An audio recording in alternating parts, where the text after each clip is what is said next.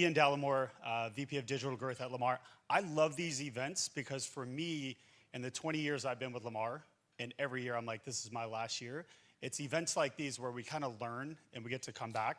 Shout out to the breakout session that was on the left side over here. Very passionate people, and that's why we're here. We're here to learn and ingest and then come back and take back.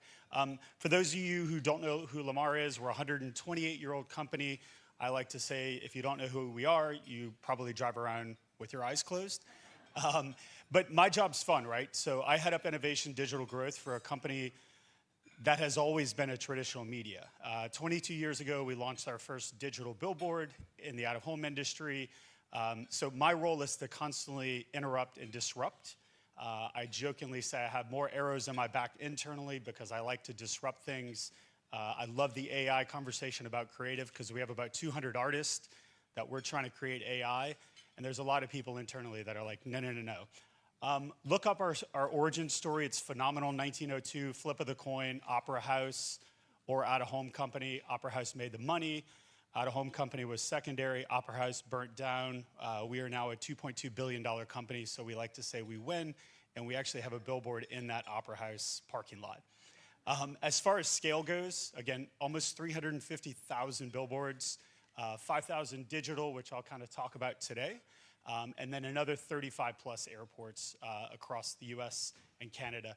So when we look at vast reach, it's unbelievable. So we talk about scalability, but also more importantly, as it relates to today, is at the CPG level, is that hyper-local aspect of what we can do. So yes, we can scale out. Also with our friends at GSTV and other out-of-home companies, that's a big portion about what we're gonna kind of go through today.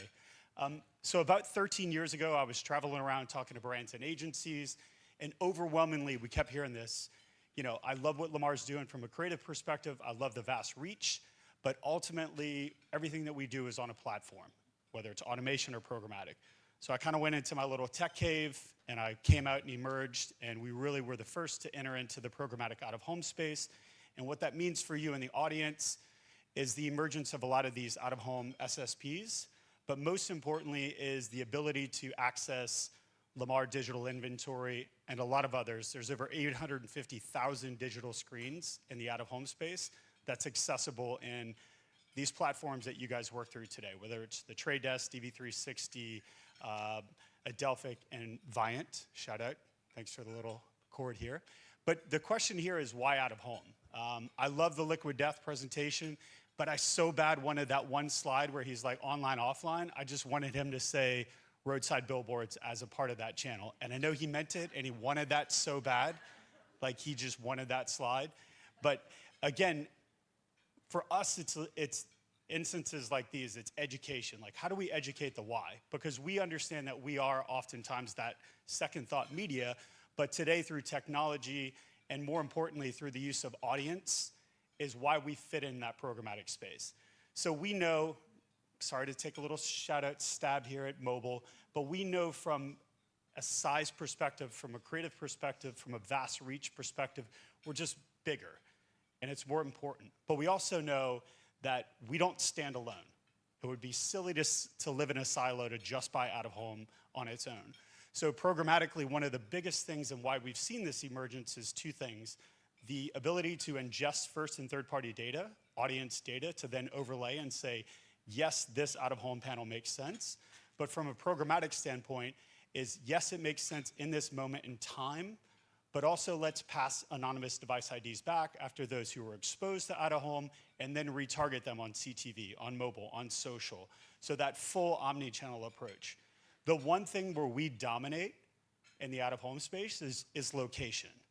So we just had our industry conference 2 weeks ago in Boston, and I was speaking on main stage, and right after us was the star of Always Sunny in Philadelphia, and he made the comment. He said, when a brand buys a billboard, it legitimizes it.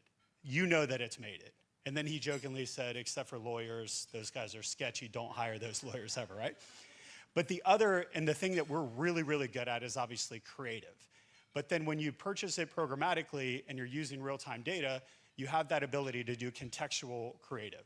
So, hey, I only want to play, Domino's Pizza does this phenomenal, because they see an increase in people buying pizzas whenever it rains.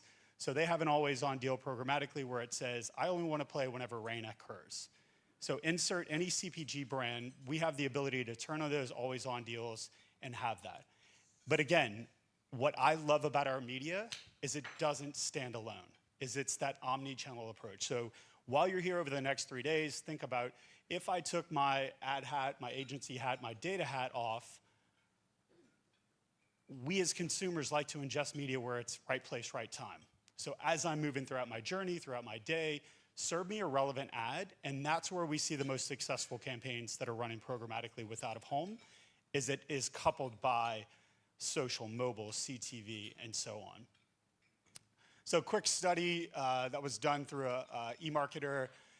Digital out of home is complemented through the plan. 46% of consumers, 48% of the people that are buyers in the place. Geo-targeting, the ability to hyper-local and to target that consumer on the go, extremely important. Connect to consumers' path to purchase. And we'll touch on this in just a moment with the retail space, is as I'm driving throughout, I'm so cluttered, I'm so bombarded with ads throughout my journey. What's that last touch point? And what's better than a large format digital board or a transit shelter or an airport shelter right before I make that purchase? So talking to the consumer at the right place with that contextually relevant ad is extremely important. And then the ability to just reach. Again, we often say if you want a campaign to truly be successful, especially if you're using from an audience perspective, start it with out of home. Yes, of course, it's that mass reach, but then collect those device IDs, retarget that consumer, and have it be that building block on top of your campaign. Again, 79% of advertisers would recommend digital out of home to their media plan. It's increasingly become a part of the media mix model. And for us, measurement has helped, data has significantly helped, but for us, it's just constantly educating the why out of home fits into that, and it's not this standalone. Because over the past 10 years, we've fought and fought that everything shouldn't just say, hey, this is my out of home specialist, they do the buying side. It needs to be embraced in that larger model, right?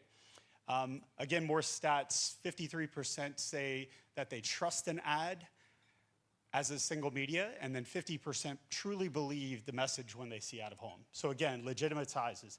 You're not gonna have some pop-up brand that's not gonna be around for long that's gonna purchase a billboard. There's too much effort, too much time that goes into it. So the ability to kind of own that community, own that space is where out of home fits in. We have tons of studies like these, but the other big thing where we've seen success, and it's something that we're offering as added value, is that ability to measure whether it's a brand lift study that you see here, where Rascal and Friends targeted its product near Walmart's as it was a new offering, and we did a measurement study where it was brand lift and asked specific questions of exposure.